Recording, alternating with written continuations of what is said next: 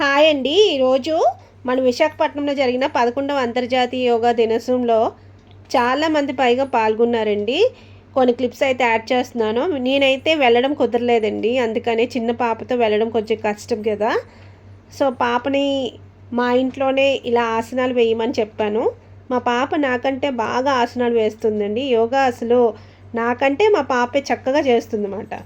నాకు రోజు కాకపోయినా మాత్రం వీలు పడినప్పుడు చేస్తూనే ఉంటాను ఇలా రోజు చేయడం వల్ల మన ఆరోగ్యం మన చేతుల్లోనే ఉంటుందని నేను అనుకుంటున్నాను అనమాట. మనం ఆరోగ్యంగా ఉంటే కదా మన పిల్లలు కూడా బాగుంటారు. దీంతో పాటు ఫుడ్ అనేది చాలా ఇంపార్టెంట్ అండి. యోగా చేసిన తర్వాత కానీ ఏదైనా ఫిట్నెస్ యాక్టివిటీస్ చేసిన తర్వాత మనం తినే ఆహారం ఏంటి అంటే ఫస్ట్ వాటర్ అయితే హాట్ వాటర్ తీసుకోవాలి మార్నింగు. అలానే సోళ్ళు, జీరా అండ్ కొర్రలు ఈ 3 వేయించి పౌడర్ పెట్టుకుంటానండి. ఆ పౌడర్ని కొంచెం కొంచెం నేను ఇలా జావలా తయారు చేసుకొని తాగుతూ ఉంటాను. మరి మీకు ఈ వీడియో అంతా నచ్చితే like and share and subscribe. Thank you for watching. Bye bye.